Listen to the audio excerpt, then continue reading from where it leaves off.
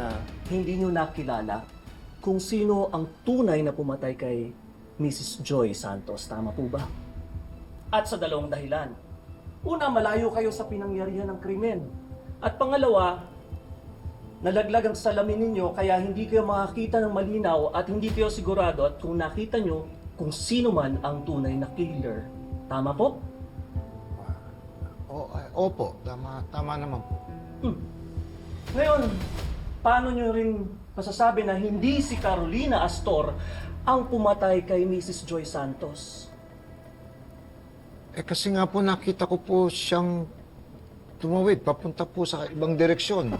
At iba po yung taong nandoon sa batuhan.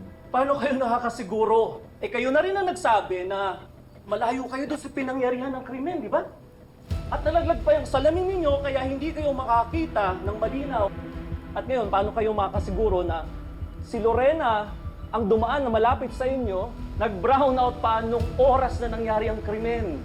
O hindi kaya, pagkatapos patayin ni Lorena, si Mrs. Santos ay bumalik siya at nagpanggap na humihingi ng tulong? Objection, Your Honor. Counsel is suggesting a theory without foundation and badgering the witness. Sustained. Attorney Chavez, please refrain from leading the witness into conjecture. Noted, Your Honor. Mahusay yung abogado mo. Tiyak na mananalo ka na nito, ate. Sana nga. Para matapos na yung gulong to. Mang Dolpo, may tanong ko lang po. Malinaw po ba yung mata ninyo nung sinasabi niyong nasaksihan niyo yung pagpatay kay Mrs. Santos nung gabing yun? Nakikita ko naman po, attorney. May na nga lang po dahil wala ang aking antipara.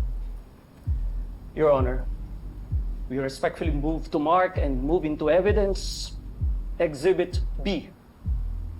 The certified medical records of Mr. Rodolfo Salas. Any objection? None, Your Honor. Exhibit B is admitted into evidence. Thank you, Your Honor. Mr. Salas, according to your medical records, you were diagnosed with cataract 4 months before the incident. So paano kayo makakasiguro nga na nakita ninyo yung krimen samantalang bukod sa malabo na ang paningin ninyo, nalaglag pa yung salamin ninyo at ang layo nyo doon sa pinangyarihan ng krimen? Di po ba? Nakakakita naman po ako, attorney. Mahina nga lang po pag wala yung antipara. Nakakakita kayo? O nagsisinungaling kayo? Objection, Your Honor. Badgering the witness and impugning on his character without solid basis. Your Honor, I'm not making a character attack here. I'm just challenging the truthfulness of the witness that directly implicates my client. Overruled. But proceed with caution. Yes, Your Honor. Thank you. Mang Dolpo, kailan po kayo kinausap para tumestigo sa korteng ito? Medyo matagal na po. May 2 buwan na po ata. 2 buwan. Bakit parang nung isang araw lang po, nung araw ng Martes, na isumite ang yung sworn statement? Ang alam ko po, nagbigay na po ako noon eh. Pero nawala yata. Nawala? Nawala daw. Nawala?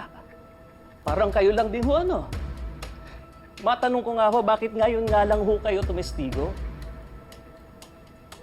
Totoo po kasi natakot po ako. Hindi na po ako magpakita ulit kay Ma'am Carol.